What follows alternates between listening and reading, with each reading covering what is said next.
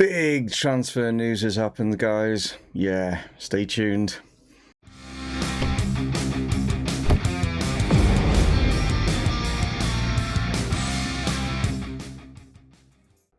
Hi guys, and welcome to Dreaming is Possible here with Chesterfield. And yes, some big transfer news has happened. As you can see just here, yes, Lucas Anderson has gone. He's left to go to Leeds, and you can't see for how much because I am blocking it. I'm not blocking it on purpose. You know, I always sit here.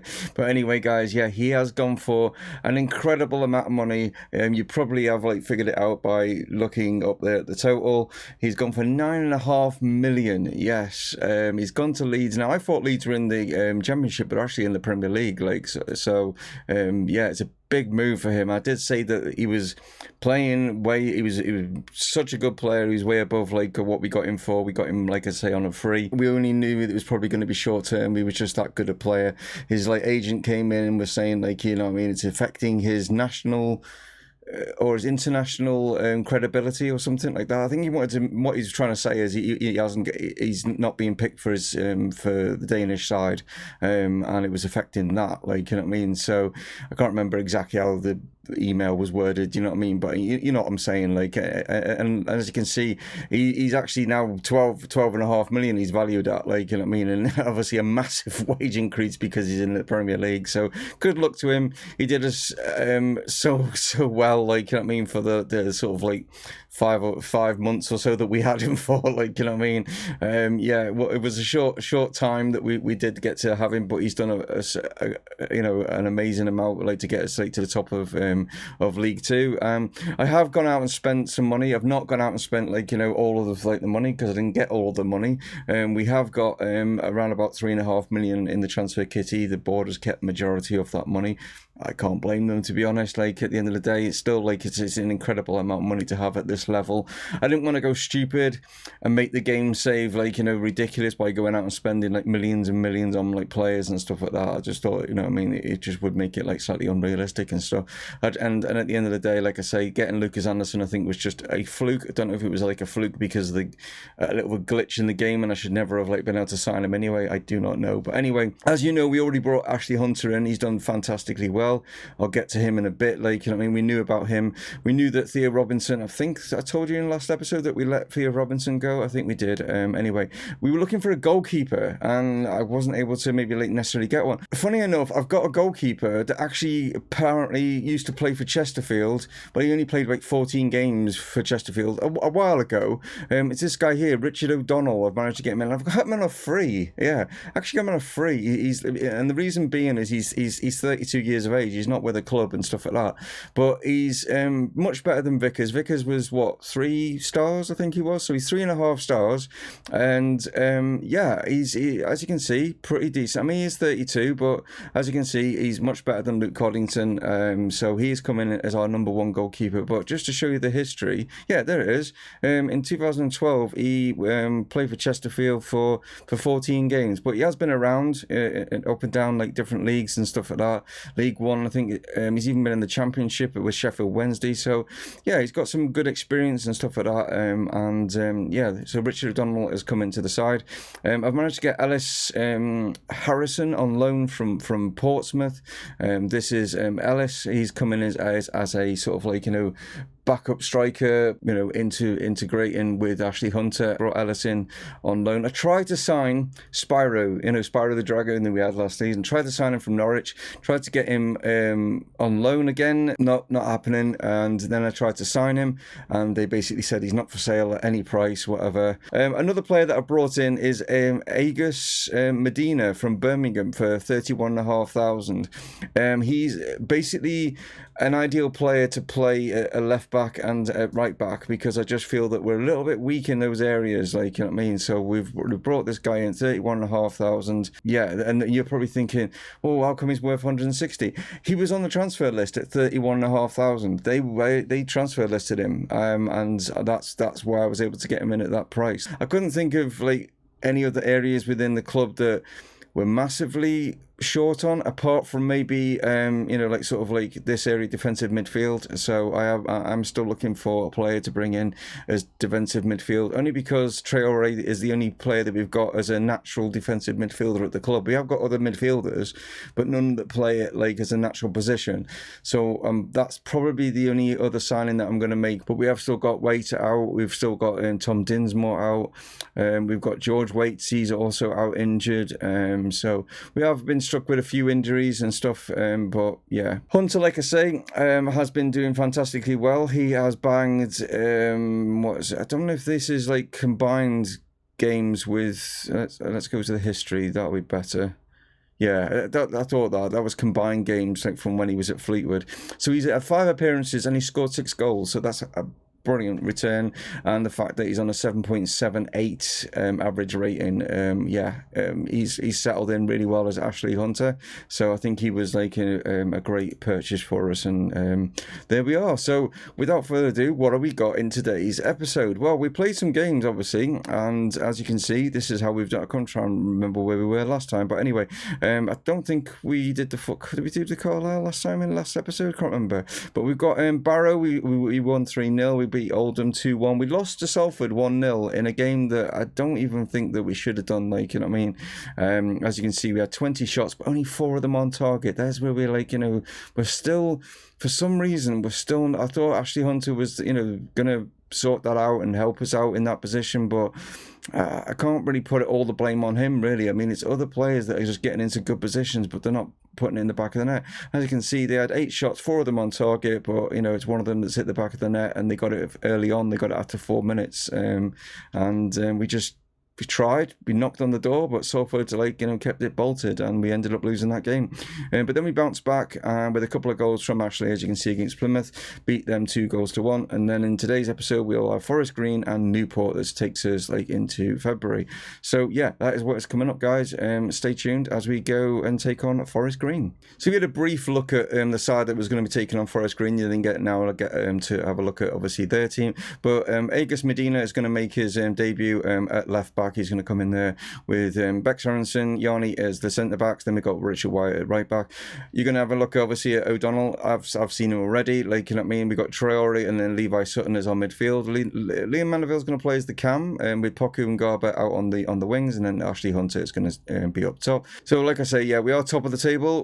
We are 9 points clear of bottom, but they have got a game in hand, so it would only make it like 6 points if they won that game in hand. Obviously, that sort of like blip over the Christmas period and stuff like that. We're back to winning ways, which is good to see. And here we go with Garbo as he surges down this side, cuts it inside. He plays it into Ashley Hunter. And, keeper comes out, does well, closes him down. There's good pressure from us, but they've caught us out here. And they've got him behind. It's a great opportunity, but a good save there.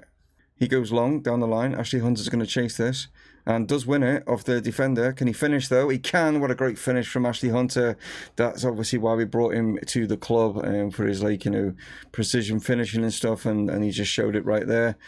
It was good pressure from him. Medina plays it down the line here. It's a mistake from the defender. He takes it. I don't know what he does there. He sort of flicks off him weirdly, but and then Hunter just takes it off, runs towards their goalkeeper and smashes it in the opposite corner.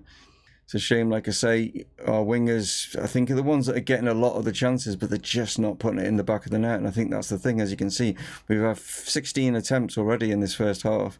Medina again fires this in. Hunter comes in and Garber was there, but not able to get his foot on it. It's actually gone out for another corner. Again, we're creating the chances, we're just not sticking it away. It's only 1-0. Played it out here to Mandeville, and that was maybe not the best idea, as Winchester's picked this up and there's a possible counter-attack, but Mandeville's going to take a yellow card for this. So we're coming into half-time here. It's only 1-0. As you can see, 21 attempts, 10 of them on target, but only one of them counts. And again, I'm not sure. Maybe we need to sign another. I don't want to sign any more players, because I want to try and get these players to be good, if that's what I mean. You sign too many players and it disrupts the cohesion of the team. I just want our wingers, even though they are great at dribbling and getting into good positions and crossing, it's their finishing that is letting them down. And I have been training them on this, you know what I mean? But it just takes time for them to obviously get better. So I just told the boys not to get complacent with only being a goal up, that's all. There's a chance though for Forest Green. They'll feel that they've got a good chance to get in this, even with our like dominance of that first half of like, you know, they'll feel that with only being 1-0, they've got a good chance. Hunter seems to be getting pushed out wide. I'm not sure why Poku is not sticking on that wing. Maybe I've got him down as an inverted forward, and well, talking about that, there we go. Forest Green have found the net, and yeah, like I say, that's just down to us not taking our chances in that first half. They've literally come out in the second half, a minute into the second half. Bernard with a great ball in, and Medina, our new left back or right back, whatever you want to call him, backup, is just not seen the player like sneaking in behind him. Yarnate plays it down the line. Pocket, why is... Oh no, I thought I took him off Adams. Hunter though, oh, it's another good opportunity, and again, wasted. They've only had 3 attempts on target, and they're like in this game. We are absolutely dominating. We just can't score. Like, you know, it's just ridiculous. Because this is ridiculous. 1-1 again, and the amount of attempts that we've had, and we're not going to get another one. It's going to finish 1-1. 34 attempts, 13 on target, and we get a draw. Yeah, we just need to find players that can score, because we can't like just put it all on Ashley Hunter as one guy. And there's 10 outfield players out there, and they need to find the back of the net more regularly than what we're just relying on too heavily, I think, on one man up front. The wingers and stuff, yes, they're creating, but they just need to stick it in the back of the net as well. Didn't deserve to get anything out of that game. We were massively dominant in it. If we had a goal, not just a goal scorer, but we had other players in the side that could score, we should have won that 5 or 6-0. Right, well, I've been having a look around and realising why we're having an issue with, like, you know, scoring and stuff like that. For all our wingers and stuff like that, the best that we've got is Poku with his, like, you know, his finishing and stuff. And as you can see, it's only a 10, and that's the situation. Garber over here is on 8. You've got Liam Mandeville, I think, who's on a 7 or something like that as well. Or what's he on finishing? He's on a 9. This is the issue that we've got, is like our wingers and stuff like that. Even though they're great with like the dribbling, the passing, all that sort of thing, the finishing is terrible. So I've like realised that Charlie Lawrence can actually play out on the right hand side, and obviously he is a striker as well, and his finishing is a 12. So that's why I've like he is like another youngster as well. That's the other downside. We don't have like maybe experience out on the wings, and that's maybe why they're like, you know, snatching at some of the shots. But I've decided to change it and make them both wingers, rather than trying to like score, trying to feed just Ashley Hunter that way by keeping them as wingers. Hopefully, with them being just sticking down to these wings, he won't push out to the side. He'll stay where he is. I've already, like, you know what I mean, like, made sure that that's what he will do, attacking forward. But and that way that we can feed him. So here are the 2 lineups going into this one. So it's a little bit of a change. I'm going to drop Ashley Hunter into that cam role because I haven't really got anyone that's suitable with so Harrison will start ahead of him. So it's kind of like playing 2 strikers, but like I say, Ashley Hunter can play there, not his natural position, but he can play there. And the other change is that Sam Habigam is back from injury, so I'm going to give him some match fitness. He's going to come back in at that left back role. Apart from that, that is the side that you pretty much like saw just before, like, you know what I mean. So, and as for Newport, they're playing a 4-1-2-3. That's what they're going to be playing. Let's see if we can get a win in today's episode after that disappointment against Forest Green. So like I say, let's bounce back. We only got a 4-point gap or 4-point lead at the top of the table now, like due to that like draw and Bolton picking up their like, you know, game in hand win and stuff like that. So there's only 4 points now separating us as Harrison goes forward, tries to score but not able to. It's got a little bit, like I say, it's got a little bit tighter, but like I say, us and Bolton are pretty much fairly clear, like, you know what I mean, like, you know, I mean, yeah, we're 14 points clear of like Crewe, like, you know what I mean, they're in 3rd, so it's yeah, it's a big like, you know, like lead that we have over, like, you know, the teams that are in 4th downwards, like, you know what I mean, to 8th, whatever. Here's Drissa Traore inside Habigam now. Fires this one across to the middle of the sort of like box there, but King was straight on that. King was like one of the goalkeepers that I was actually like, you know, possibly looking at, like, you know, signing, to be honest, from Newport, before I managed to find this, or what should I say, the scouts managed to find this, our goalkeeper, forgotten his name, O'Connell or something like that. Yeah, so and Traore's just brought down Sheehan now, and hopefully this is not a two-footed tackle, and it's just a yellow card. No, it's a shocking tackle, and he's been red carded. So it's actually Hunter that's going to end up like dropping out. I'm going to leave Harrison on, just give him like some game time, really, like, you know what I mean. And Waits has come in and going to play alongside Sutton, so kind of like changed it to this role due to that. Like, and the fact that Beck Sorensen's already got a yellow card is not good either. Hopefully he doesn't like go lunging in on tackles. I think we need to go a bit more maybe balanced rather than trying to go positive. I think we might be a little bit cautious on this as Habigan tries to find this someone in the box, but it's come out here to Waits. Obviously we're not going to get as many bodies in the box, and there's a chance there, and I think it's Charlie Lawrence that's actually scored. Well, there we go. I did say bring him in on that like side, like, you know what I mean, like a winger might be able to score. Well, he's just proved me right, like, you know what I mean, by scoring from that like, tight angle. So it comes here to Richard Wyatt. He has the initial shot, bounces back, and a quick reaction from Lawrence. He just didn't have time to think, and maybe that was the key there, because he just like hit it naturally and right into that bottom corner. Yeah, just checking for offside. There's no offside there, and as you can see, hits it, bang, straight in, and we are leading 1-0 at halftime, even though we're down by one player. Here is Charlie Lawrence again, surging into the box. Did he get taken down? He did. It's a penalty. Wow, this is going nicely in our favour if we can score this penalty. It's Poku that's actually stepped up to take it, and he's buried it. Wow. Well, yeah, maybe we should like just play with 10 men in future, like, because we seem to be finding the back of the net when we're down to 10 men. Let's come here to Wyatt now as he pushes on. Need to get Ellison into the box here. It's not coming. Poku's coming though, and the keeper's made a right hash of that, and we are 3-0 up here at the hour mark. I don't know what the keeper's done there, but it looked like it was going straight towards him. We'll see it obviously in 3D as Wyatt pushes forward here.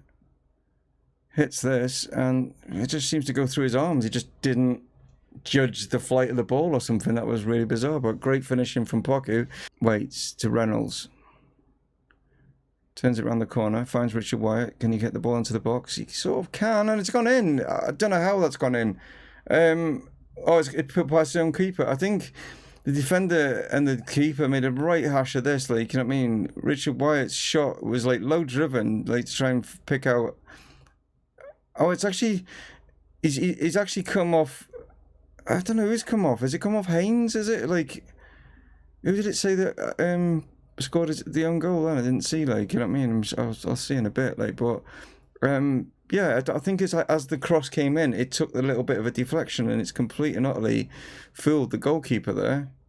Yeah, it was Haynes. So when Richard goes to cross it in, it just took a little nick off him, and then I don't know why the keeper couldn't adjust himself, but that was a weird goal. But 4-0, even though it was 0-0 and we had a player sent 0-0, we're down to 10 men. We got those 4 goals with only 10 men, which is a fantastic performance, like, really, from the rest of the players. Not happy with, obviously, Drissa Traore for getting sent off. He will obviously pick up his fine, but, you know, yeah, a great win, really. I mean, it depends, like, you know, maybe we should just, like, leave one of the players like on the bus, like, in future.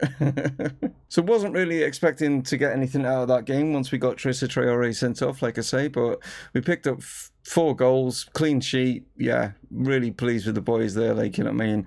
We seem to be drilling low shots in. That seems to be, like, you know, the key areas of where we're, like, you know, going. But it's just nice to know, like, you know what I mean, that you can, like, go onto this and show. And then this is the goals that obviously you score. So 33 down in this bottom corner and 45 over in this bottom corner, like, you know what I mean. So it gives you an idea of where we're, like, you know, shooting and stuff like that. Like, but yeah, I need to maybe just, like I say, lay off the boys, because, like I said, they've scored 89 goals in the league, and that's not including cups and stuff like that. But anyway, thank you so much for tuning in, guys. It's been a bit of a weird one with regards to the amount of goals that we attempted, or attempted, like amount of shots, I should say, not the amount of goals, but the amount of shots that we attempted in the Forest Green and only got a 1-1, and then we get a player sent off, don't create as many chances, but we end up winning 4-0.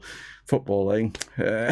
But anyway, guys, one of those would be massively appreciated. Thanks if you're new to the channel, coming and stopping by. Like, I really do appreciate it. If you want to continue stopping by, why not hit the subscribe button, and then, like, you know what I mean, you're not gonna, like, you know, miss out on anything, and hit the bell notification to know when a video is going to go up, and that'd be awesome, guys. And I'll take you take care. I always say I will.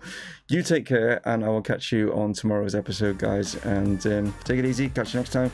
Dave from Mumongu Gaming, signing off. Cheers.